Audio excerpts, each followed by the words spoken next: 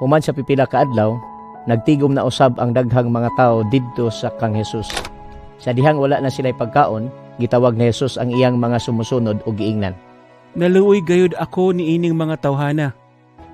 Tulo na kaadlaw nga naguban-uban sila kanako ug wala na sila'y makaon. Kung papaulion ko sila nga gutom, basin og makuyapan sila sa dalan kay layo pa man kaayo ang gigikanan sa uban kanila. Asa kita makakuha og pagkaon dinhi sa kamingawan nga ipakaon nining matawhana? Pila ba kabuok ang inyong pandiha? Mitubag sila, 7 ka buok. Unya gipalingkod ni Hesus ang mga tao. Gikuha niya ang 7 ka pan og nagpasalamat sa Dios. Gipikas-pikas niya kini og gihatag sa iyang mga sumusunod aron iapod-apod sa mga tao.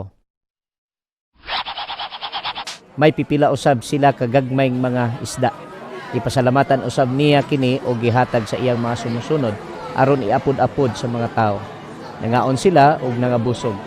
Pagkahuman nilag pangaon, gitigom nila ang pan nga sobra og napuno ang 7 ka bukag. Ang mga lalaki lang nga nangaon mga 4,000.